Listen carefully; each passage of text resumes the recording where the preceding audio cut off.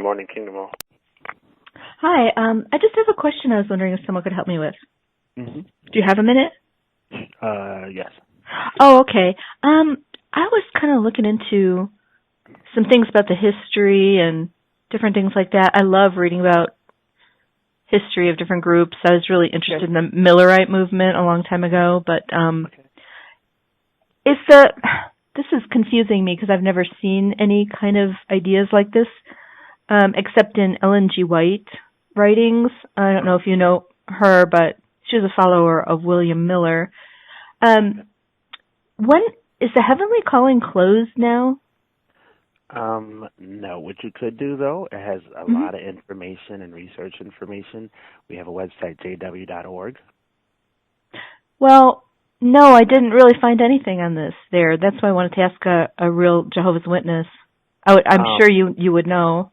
Yeah, I mean, the Heavenly Calling is not closed. I mean, it's not closed. Yeah, it's been selected, so, whatever that time is, people know who they have the Heavenly Calling. However, the 144,000 is pretty much, there's very few what we call anointed ones that are still awaiting their Heavenly Calling, so it hasn't been fully determined. So what would you think if someone went around dogmatically saying it has been closed a long time ago? People profess all kind of things, but from a scriptural standpoint, you know if you've been selected. If you have to question if you've been selected for the Heavenly Calling, then you may not be of that class. No, that's not what I was asking. I was asking, what if somebody who claimed to be like a messenger from God went around saying it was closed a long time ago? I mean, that's. I mean, I can't even. Would that be okay? Not necessarily. I mean, unless because who knows? How would they know? Exactly. How would they know? I mean, it kind of reminds me of that verse where Jesus said, did you ever see this verse in Matthew 23:13? It says, what sorrow awaits you teachers and you Pharisees, hypocrites, for you shut the door of the kingdom of heaven in people's faces. You won't go in and you don't let others enter either. So it does seem like a serious thing if you were going around saying, the Heavenly Calling is closed. It seemed like Jesus was kind of against that. Yeah, I mean, like I said, those ones who have the Heavenly Calling know who they are. You know what the number is, but it's not, let's say if a person who has a Heavenly Calling commits a serious sin and fall out of God's favor, that has happened. So it's not fully determined, it's not closed, so to speak, but those ones who have been selected, that number is constant. What would you think about someone who went around saying they speak for God and that the Heavenly Calling was closed a long time ago? What would you think they could be the true religion? I mean, not necessarily. I mean, like I said, pretty much from the scriptures that I read, that if someone's professing, and it's like, how do you know? No. Okay. Can we start over again? You keep kind of changing the subject on my question.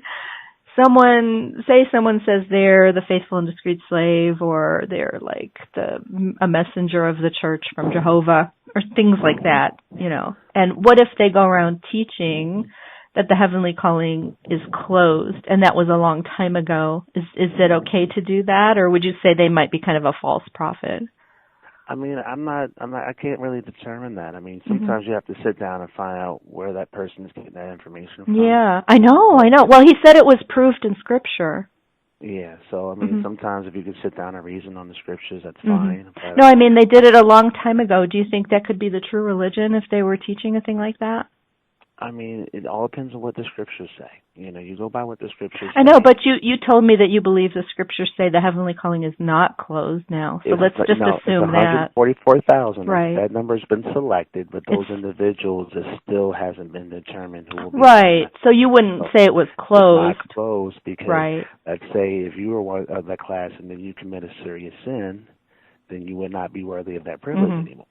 So you seem like you don't have a personal thought on that. Like, what if someone was going around teaching for many years that the calling was closed, but it really wasn't? Wouldn't that apply to Matthew 23, where Jesus was saying, "You shut the kingdom of heaven against men"? and don't let people enter?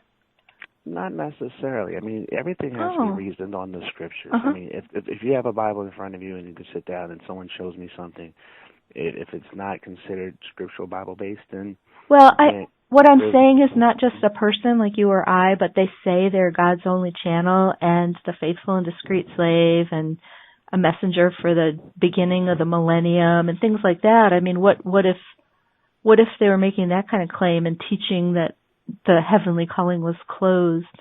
Yeah. Well, do you have any thought on that? No, I mean, you don't? Everything has to be verified by the scripture. I wasn't asking that. I guess you don't want to talk about that. No, well, as you know, if someone's professing that, then to me, if it's not coming from the Bible, then that I can. I'm saying historically, would you think that was Jehovah's organization if they taught that and said it was from Jehovah? I mean, we speak directly from the Bible, and so I have to go. We're going out in the ministry. Oh, okay. Well, let me just share one more thing real quick, that Russell did teach that it was closed until 1931, and then Rutherford changed it to Hello?